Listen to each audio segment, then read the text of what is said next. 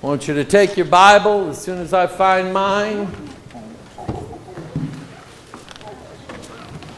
And turn to the book of Judges, chapter 7. I've been preaching on prayer. I may be done with that. And those are the 7 pieces of armor of God that God has given to us by grace to be able to defend ourselves against the principalities, the powers, rulers of darkness, spiritual wickedness in high places. While you're turning to Judges chapter 7 briefly, I want to run through some of the announcements. I'm trying to find a way to maybe expedite some of the service a little bit, so I'm not unnecessarily holding you long. Now, if it's necessary to hold you long, I don't mind at all. If God's going to move in people's lives, and I feel that He is, then I'm not going to cut God short. I know people traditionally, they say, church is out at noon. I've never really seen that written down, but I understand that, we get hungry around that time, and maybe I've just kind of gone way past my time that you can listen to me. So I want to try to expedite the service a little bit to allow for the most important thing that we do here, and that is to preach the Word of God. And so anyway, while you're doing that, very quickly, homecoming August 6th, 7th, and 8th.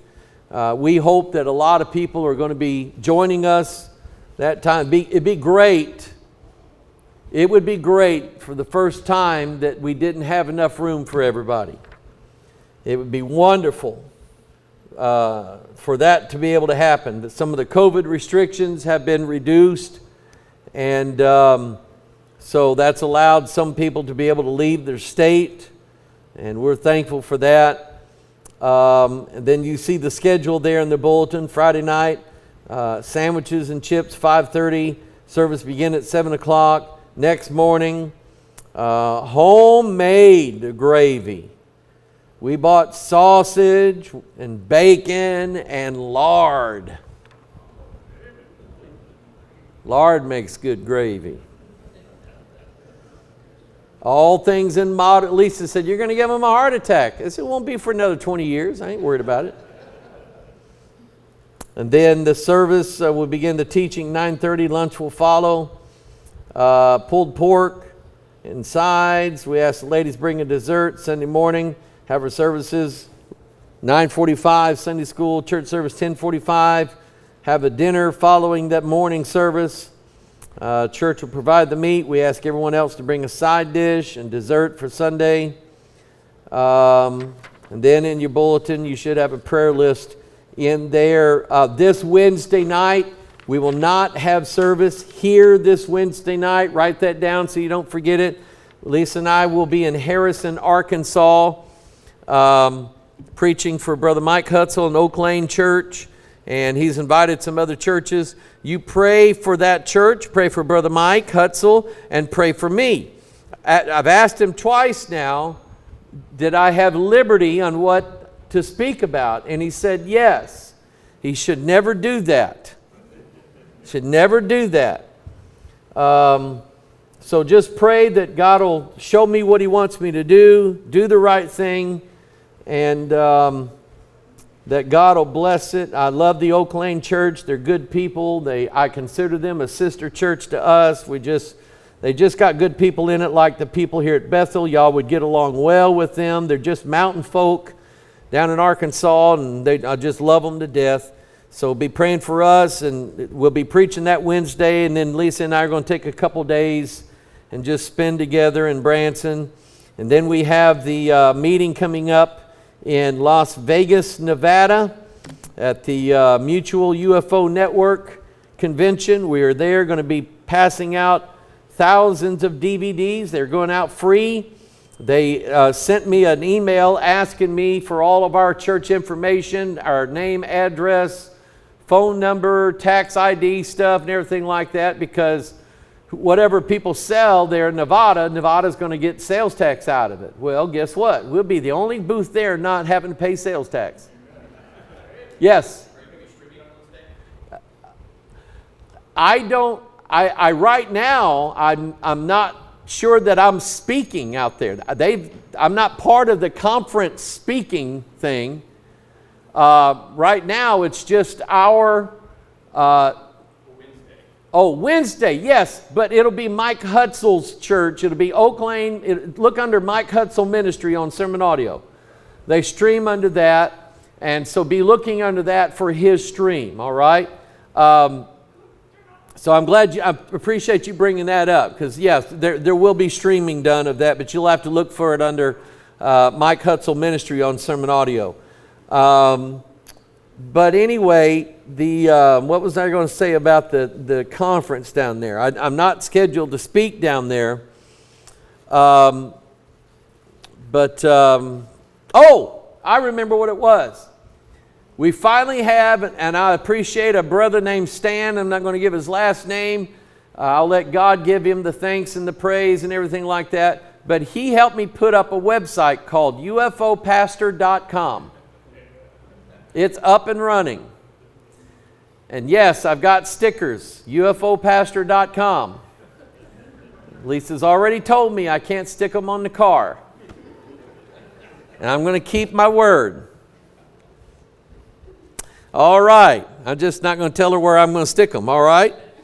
Judges chapter 7. Turn there, please. This is Gideon. Gideon is a good man. I like Gideon. Gideon is a man that is a lot like me, especially days like this. I have my days where I need a lot of assurance. I need a lot of assurance. I guess God just won't let me be arrogant or cocky or prideful about my salvation. I'm thankful for my salvation. But He won't let me get too high up in the clouds over it. Because let me tell you what that does.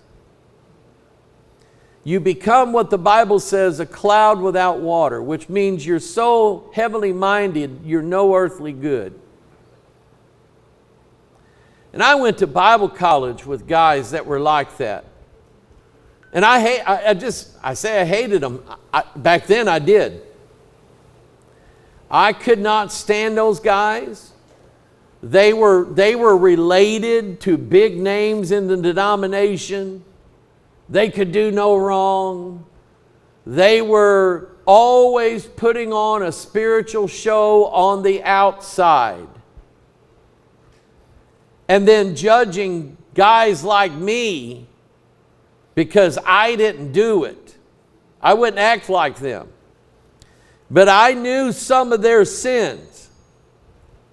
I knew some of the things they had done. Yes? Yeah, there's a little bit of ring. Michael, maybe turn this speaker down a little bit, all right? So I just don't like being, and God won't let me be too high and mighty. He always has found a way to keep me humble, keep me down on my knees, keep me begging for mercy, begging for help. Just about every day it's like that. And that's Gideon. Gideon always needed somebody, he always needed God to reassure to him. Boy, it's still ringing, isn't it? Let me see if I can cut some of this down over here. There we go. Hey, that might help. Check 1, 2. That was it right there. So anyway, I want us to pick it up in Judges chapter 7, verse 1. We're going to find out. Now remember, Gideon, when he's first approached by the angel of the Lord, who I believe is Christ, said that God is with thee. God's going to use you. Gideon said, well, if God's with us, which is not what God said. God said, I'm with you, Gideon. Gideon said, well, God, if God's with us, then why are we under bondage? Why is it that I'm having to hide my grain and pull in my grain at night to hide it from the Philistines who'll steal it during the daytime? If God's that much for us, and you may very well be of that crowd who's always saying, well, I don't think God really is on our side. If God's on our side, how come He hasn't done this? How come He hasn't done that? So on and so on. Down in the mouth all the time, running everything down all the time. And Gideon's tired of it. He's threshing at night so he won't get caught during the day doing it and have to give away everything that he's threshed over to the Philistines. He's tired of it. And so God said, well, I'm going to give you a sign. He said, hold on right here. He went and got a kid and slew it and boiled the meat and made cakes of flour and brought the meat, brought the water that he boiled it in, that broth, and he brought the bread, and he said, here's my present to you. And the angel of the Lord said, pour the broth out onto the ground. Poured it out onto the ground. Well, that's gone.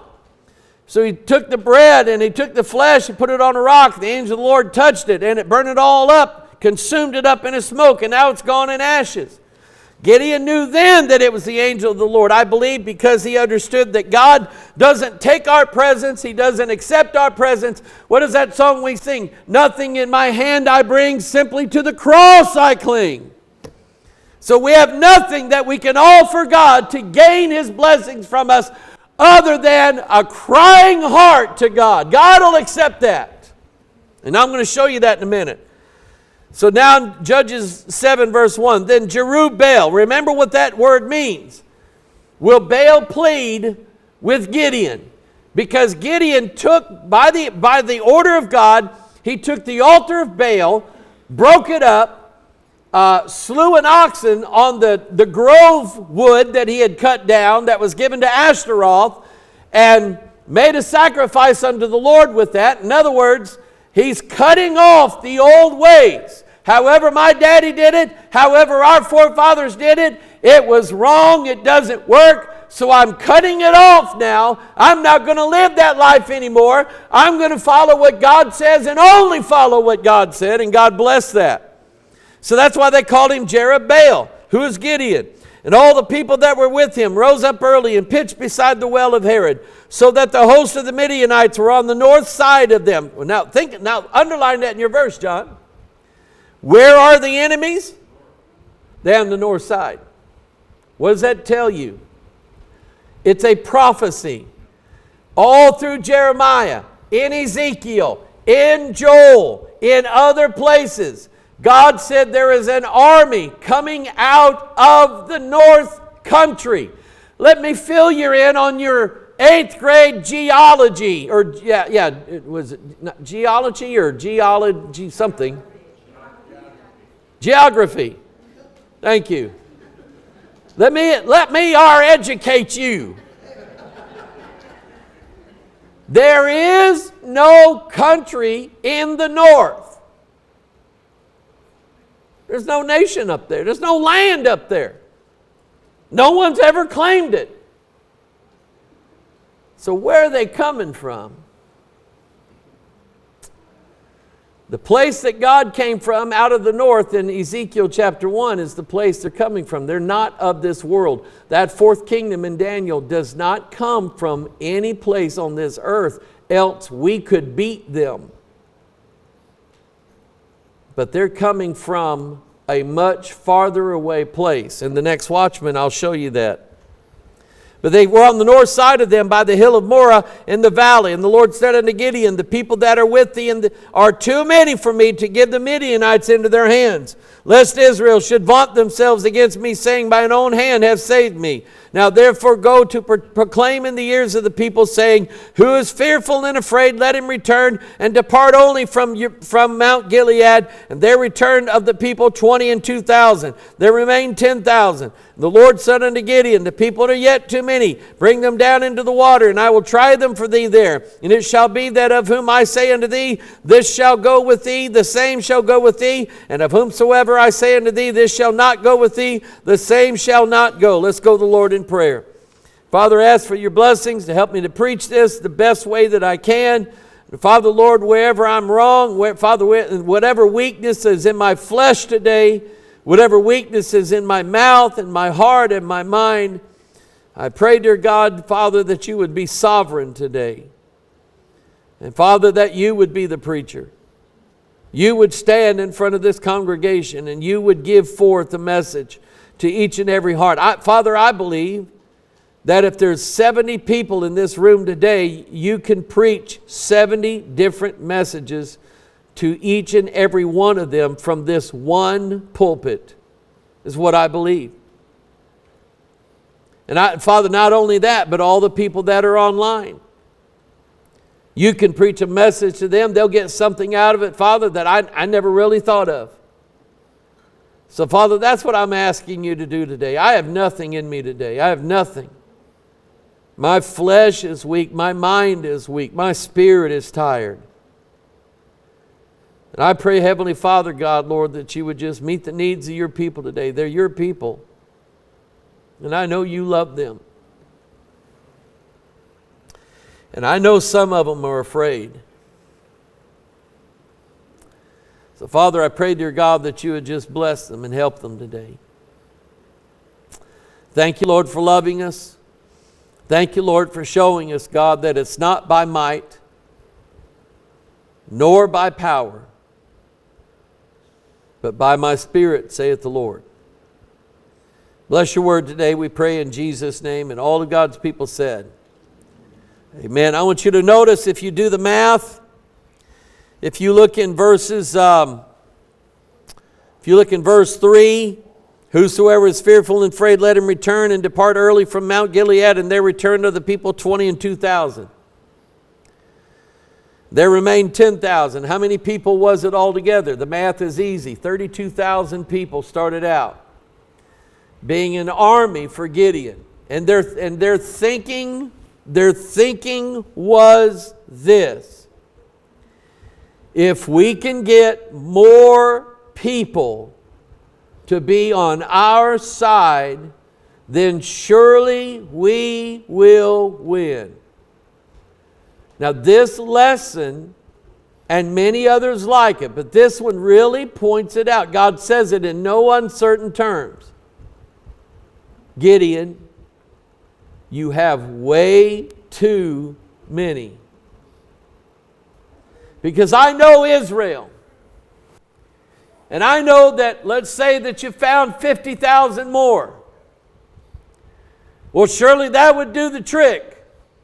And if they ended up winning the battle, then Israel is going to gloat, they're going to brag, they're going to say, by our hand have we defeated the Midianites. We're a powerful army. Our nation increases its defense budget every year, every 2 years, every 4 years, depending on who's in the Congress and depending on who's in the White House. But we keep increasing the budget, thinking that if we have more than the other people have, then surely everybody will be afraid of us. And I'm saying to you, if we had 5 million soldiers in our army, if we had more soldiers than Russia and China put together, we could still lose if God wasn't on our side. So he's got too many. And I want you to notice the first group. Whosoever, verse 3, is fearful and afraid, let him return. Now, is God angry about this? I don't really think so. I don't really think so. You know, there are people in this church that have asked me, which is the right thing to do, that's the law, if they can conceal a deadly weapon and keep it in the church service in case somebody comes in, does what some idiots have done, come in to helpless church people and shoot everybody, kill people, so on and so on. Brother Wayne Shirk, you remember him, that was his place there, and the reason why he sat over there, I bought that plaque for him. The reason why he sat there was so he could watch that door and he could watch that door. And he's basically said, I'm sitting here so that if I see anybody coming in, I'm going to go find out what they're doing. If I see them carrying a gun, I'm going to go out there and I'm going to shoot them. There are some who carry the guns because there are others here who would not be able to do that. They wouldn't be able to do it. Not everybody's that kind of soldier. Not everybody can pull a weapon out real fast and shoot somebody in the face. Not everybody's cut out for that. Doesn't mean that you're no good. It doesn't mean anything like that. What that means is that those who are good at it and those who can do it, they don't mind standing forward and protecting those who can't do it for themselves. That's the essence of Christianity, by the way.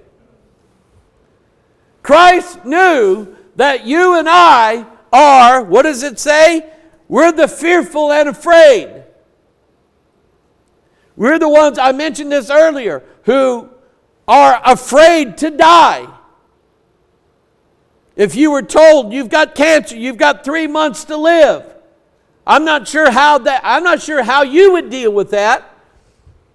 I wouldn't deal with it very well. Neither would my wife. If somebody told her that she had cancer, she had 3 months to live, I wouldn't deal with that very well at all. In fact, you'd probably have to scoop me up off the floor, carry me out to the car. I would not be able to handle that very well. I didn't handle very well the first time they told her she had cancer. That made me fearful. And so, number one, for those of you who are afraid, and for those of you who are fearful, for those of you who could not fight, don't worry. God's always got somebody that's going to fight for you. Whether it's going to be a brother or a sister who's praying for you, a brother or sister who's going to be strong for you, a brother or sister that maybe God lays Scripture on their heart and they come to you and they say, can I read you a verse of Scripture? Can I encourage you with this today? Can I be a blessing to you today? They will be there for you because you are fearful and afraid, and there is nothing you can do about it. Anybody from any pulpit who tells you that being fearful and afraid is a fault of your own, that you need to think positive thoughts and chase those things out of your mind, they have no idea what they're talking about, or they do, they're just lying through their teeth. So we have the fearful and afraid. Let them depart. Then there returned to the people 22,000. Now we got 10,000 left. And the Lord said unto Gideon, the people are yet too many. Bring them down into the water, and I will try them for thee there. And it shall be that of whom I say unto thee, they shall go with thee, the same shall go with thee. And of whomsoever I say unto thee, this shall not go with thee, the same shall not go. Now we know this story. Look in verse 5. So he brought down the people unto the water, and the Lord said unto Gideon, everyone that lappeth of the water with his tongue as a dog lappeth, him shalt thou set by himself. Likewise, everyone that boweth down upon his knees to drink. The number of them that lapped, putting their hand to their mouth, were 300 men. But all the rest of the people bowed down by their knees to drink the water. In other words, there were some people who would scoop it up, lap it up with like a dog. And there's some people, this is how I do it. I just stick my face down in the water and go like that. Bugs and all, dirt and all, I'd do it. If I was thirsty enough, I'd do it. And so, verse 7, the Lord said unto Gideon, by the 300 men that lapped, will I save you. Now, I don't know exactly what the difference was between those who stuck their face down in the water and sucked it all in, or those who scooped it up and lapped it up with their tongue. I don't know. I've heard some people say, well, you know, the people that picked it up with their hand and lapped it up, they had to set their spears down in order to do it, while the others had the spear in their hand. They just stuck their face down. I don't know. What I know is this: God wasn't looking for soldiers. He wasn't looking for soldiers because none of those guys were going to fight. None of them. He was looking for people, probably because they did set their weapons down and use their hand to cup the water up and drink like that. Maybe it was because they did set their weapons down and lapped it up like that. Maybe that's why God chose them. Those are the ones that I want, because I don't need fighters. All I need is 300 men that can hold a pitcher in one hand and a sword in the other and shout and say, the sword of the Lord and of Gideon. And 300 men did that, and the whole army died of the enemy. Verse 7, the Lord said unto Gideon, by the 300 men that lapped will I save you, and deliver the Midianites into thine hand, and let all the other people go every man unto his place. So the people took victuals in their hand, that's victuals, we call it, food, and their trumpets. And they sent all the rest of Israel, every man into his tent, and retained those 300 men, and the host of Midian was beneath him in the valley. Now, God's picked his army. He's got 300 men, all of which, at the mouth of 2 or 3 witnesses shall every word be established, the Bible says. You can think of the 300 as maybe a representation of the Godhead, the Father, the Son, the Holy Ghost. That's the number for resurrection. Jesus resurrected on the 3rd day and so on. You can think of it that way. But it just basically represents a number that is smaller than what most generals look for in an army. But remember, they are not going to fight this battle. God is going to do that for them. But now Gideon, if we go to verse 9, God's going to say it to Gideon again. In fact, God's going to sort of get ahead of Gideon. Before Gideon, if you remember, last Sunday we talked about the fleece that Gideon laid before the Lord. Lord, if the fleece be dry and the ground be wet, then I'll believe you. And it was so the next day. Lord, give me just one more. If I lay the fleece out and it's dry and the ground is wet, the opposite, then I'll believe you. And God was long suffering with him and did that one as well. Now God's going to advance of him. He's going to get ahead of him because he knows Gideon and God knows you. I have always in my life been someone who never, I don't know how to put this. I was never satisfied with what love people gave me. I was always afraid that people didn't like me. I was always afraid that people were going to reject me. I was always afraid that If I tried to make friends, they would push me out of their group and I couldn't be in their group.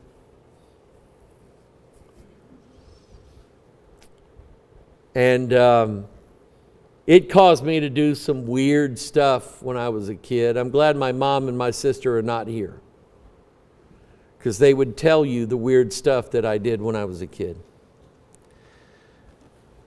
Always needing acceptance.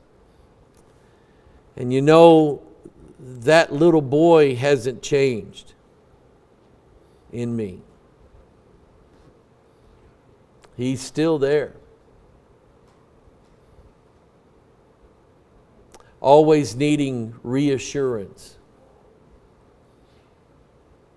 Always needing to know that I fit in. I went to one Bible college, and the first year I didn't do so well. I didn't fit in very well. So I changed a lot of the things that I believed so that I would fit in. One of them was over the Bible issue, John. That's what made me do it. Because amongst the student body, I had a reputation. That Hoggart's one of them extremist guys. And we don't like that. So at the end of my first year, during that summer, I decided that I didn't want to be that way anymore. And it paid off. I got to be student body chaplain. Everybody started liking me. And I enjoyed that. When I left that college and went to a college out in Tennessee, I found out it was one of those upper class colleges where the elite of the denomination went. The elite of the denomination sent their sons and their daughters to marry the elite of the other people in the denomination to make contacts with. And these families had way more money than my family. My family lived in a mobile home. Their families lived in $100,000, $200,000 homes. And I found myself fitting in with the other people that didn't get accepted well either. That was my gang. When I got out of Bible college and was my first church out at Richwoods, trying to pastor that church, I found myself wanting to get in with the leaders in the denomination, which caused me then further to compromise things that I had been taught, things that I at one time stood for.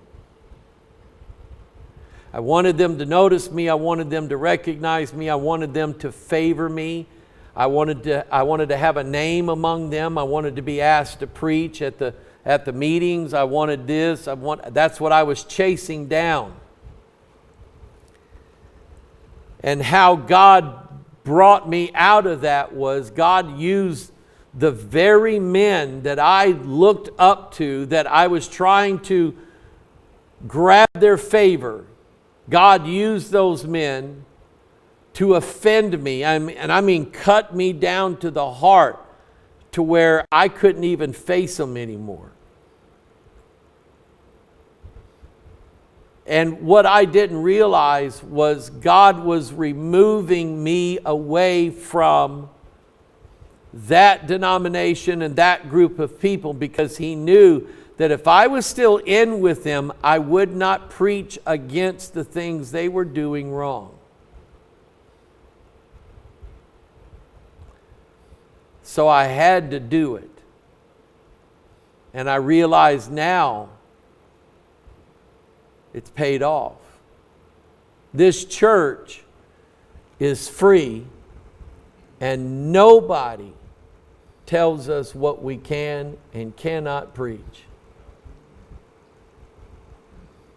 And it wasn't just my idea, Brother Sterling, Brother Joe, that we was right along with it. Hey, they never help us anyway. Why should we? All they want is our money. Why should we keep pouring money into them and get nothing out of it?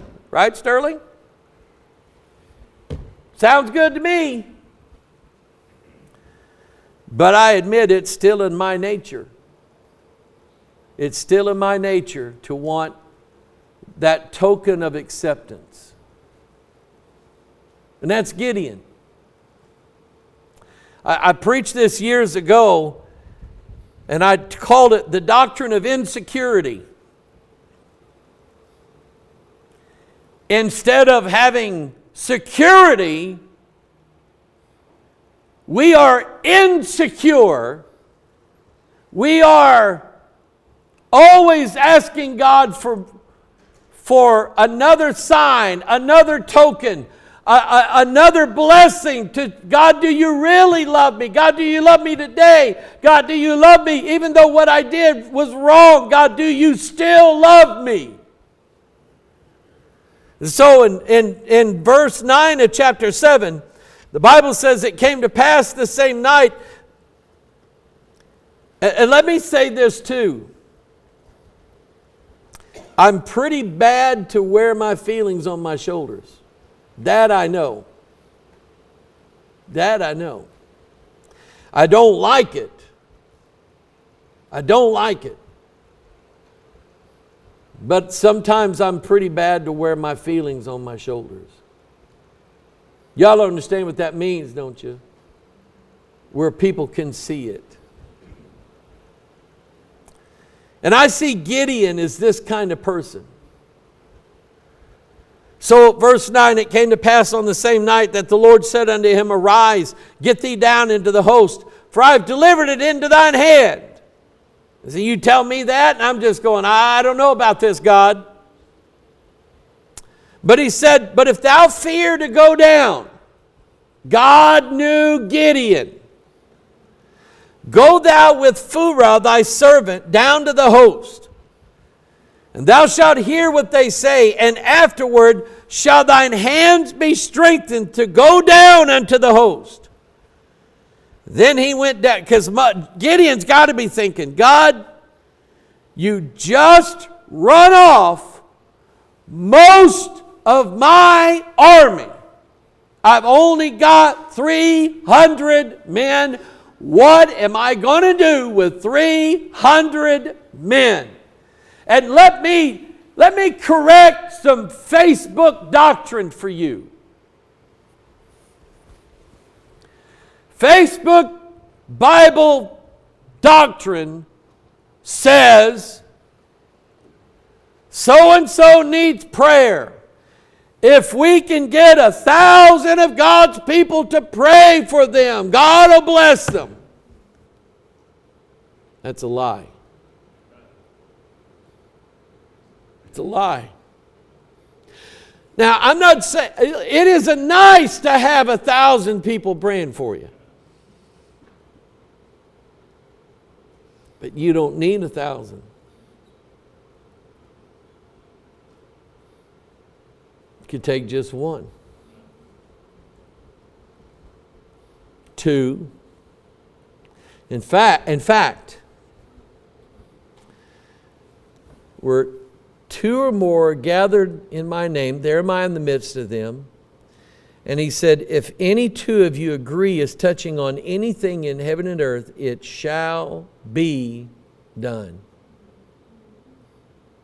Now I'm going to say this, and I'm not going to give I'm not going to say who they were, and I'm not going to give a lot of doctrine about this. But in 1 week's time, I've had 2 different women contact us and ask me this question. Pastor, one of the ladies I know, I've met her before. Pastor, me and my husband, we've been married such and such years, a long time. I'm trying to live for the Lord. He's not. And our relationship is getting worse and worse and worse.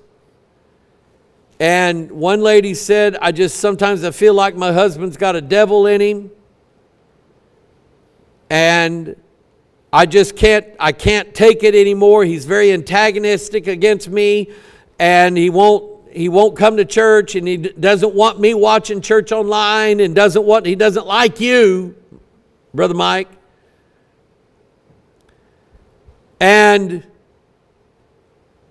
he's almost kind of put his foot down that it's either God or him. And she said, I want to know if I can divorce him. She said, now he's not in any adultery. He's not committed fornication that I know of. But can I divorce him? I just feel like I can't serve God until...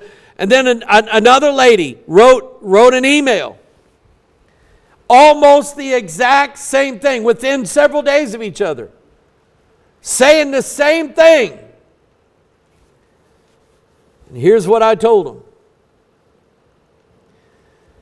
I read them out of 1 Corinthians, I think it was chapter 7, where God says, if the unbelieving husband be pleased to keep you, then, I'm paraphrasing, stay with him, for the believing wife sanctifieth the unbelieving husband. And then I read 1 Peter chapter 3, where it says that if any of the wives have a husband who is not a believer, stay with him. For the unbelieving husband is sanctified by the wife and is won by her chaste conversation of the Lord. And it's the only place in the whole Bible where it says a man can be saved without the Bible. He's saved by the chaste conversation of the wife. That is exactly how Danny got saved. Exactly. My dad, all the time I'm growing up, never went to church. Meanwhile, Mom got us, soon as we started going here, she gave her life to the Lord. Sunday school, Sunday morning, Sunday night, Wednesday night, 5 weeks of revival meeting, quarterly meetings. We went to church camp. We did everything. Dad stayed at home. Dad and I actually got into it a couple times over the church issue. I should have never disrespected my dad, but I did. And then after I left for Bible college, you know what happened? God started dealing with my dad. And he started going to church with my mom on Sunday morning. And then after now, the night that I answered the call to preach, after Mom called him and he said, well, he's not old enough to know what he should be doing in life, which hurt my feelings. The night that I preached at Richwoods and they ordained me and laid hands on me and ordained me to be a preacher of the gospel of Jesus Christ, my dad walked out and said, son, I'm proud of you. And his faith kept growing. He told Sterling, we was going down for deer hunting one year, he told Sterling, he said, if God had delivered me from drinking that nasty 905 beer, he said, I'd be dead by now. I'd never heard my dad talk like that. And the last thing that my dad did in this world was pray with me, his son.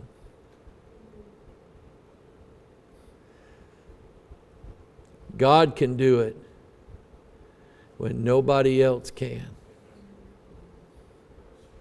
God can do it. Now, I don't know why I threw that in there, but it just, I don't know, I've been meaning to tell that story.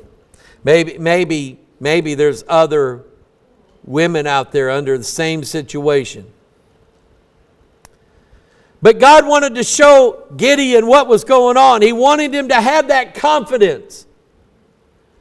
And these two women that I'm talking about, they've lost confidence.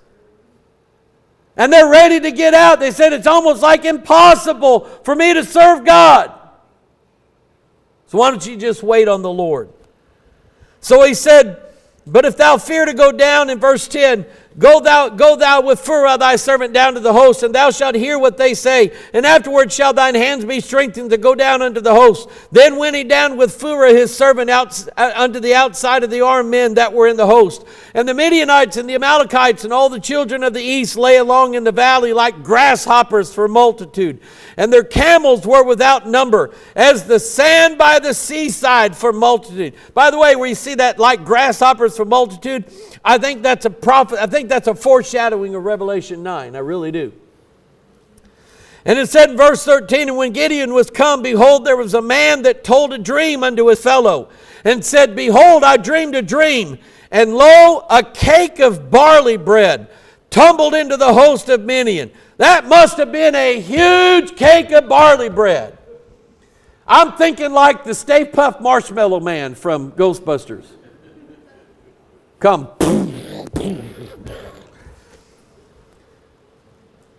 tumbling into the host of the Midian, and came into a tent, and smote it that it fell, and overturned it, and that the tent lay along. And his fellow answered and said, this is nothing else save the sword of Gideon, the son of Joash, a man of Israel. For into his hand hath God delivered Midian and all the host. God gave one of those men a dream, saying, a big barley loaf come rolling in and smashed my tent, laid it down and killed us all. The other man said, do you know what that is? That's Gideon. Uh-oh, we're in trouble. And pretty soon, you can imagine, word got around the host of the Midian of that dream that one guy had, because they were superstitious. So on the night that Gideon raised his sword and his 300 men with him, and they broke the pitchers and the lights all shone forth, the sword of the Lord and of Gideon. They must have thought there was 20,000 people behind every one of those 300 men. Oh no, we're dead! And they ran. God took care of it. God got the victory. So let me read some verses here for you. Psalm 18:4, the sorrows of death compassed me, and the floods of ungodly men made me afraid. And let me tell you something. It is not a sin to be afraid. It's not. Turn to Psalm 56, and I'm going to let you go. Psalm 56.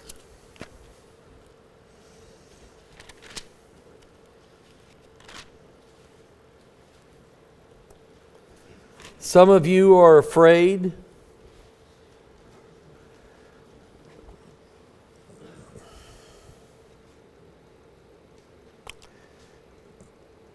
I'm going to say this again. And I please,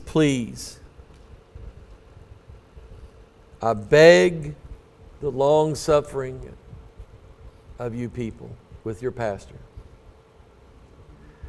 Please suffer long with me when I say something to you. Some of you have filled your minds with so much fear because of the internet.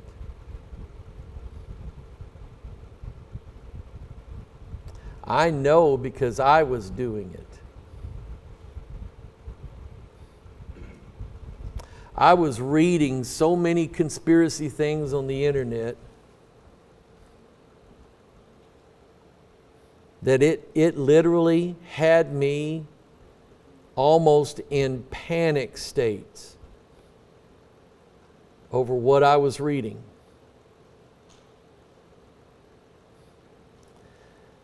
I am begging you, get off that internet. Now, if you want to watch cat videos are funny. You want to watch car crashes, I like watching car crashes.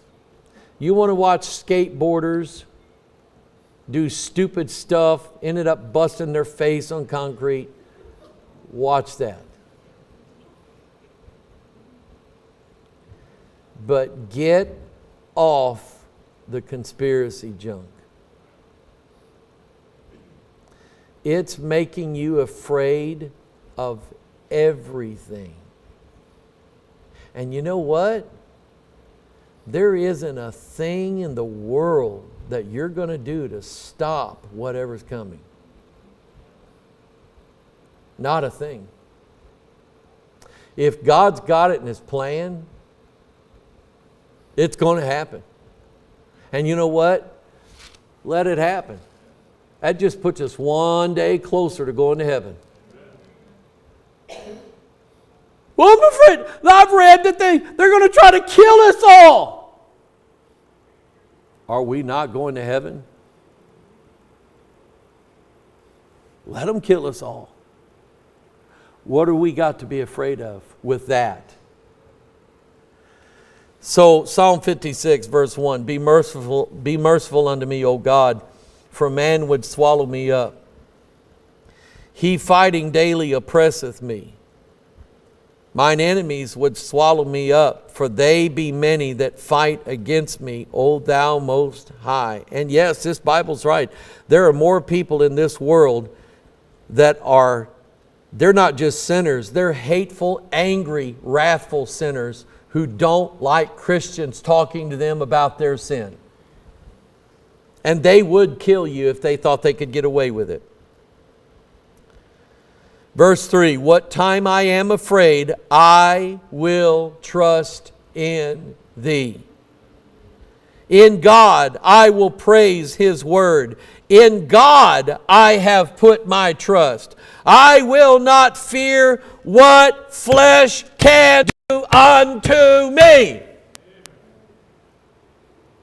That means you're not afraid of the 5G rollouts. You're not afraid of the new electric meters. You're not afraid of the pharmaceuticals. You're not afraid of the pills, the potions, the needles. You're not afraid.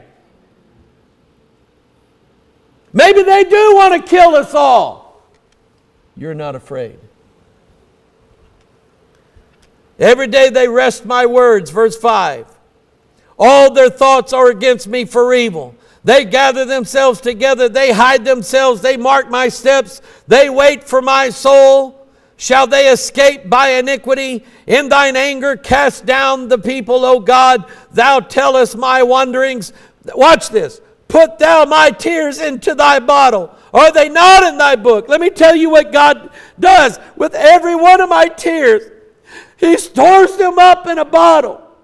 He never lets any of them out, but what He saves them up. And He looks at them and He says, those are the tears of my son.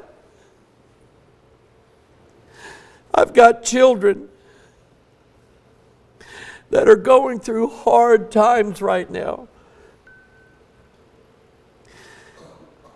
And my children, I want you to know your daddy and your mama pray for you every day.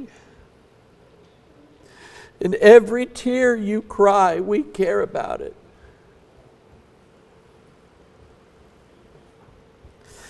And if we can do that being evil, how much more your Heavenly Father takes every tear that you cry and He saves it up in a bottle.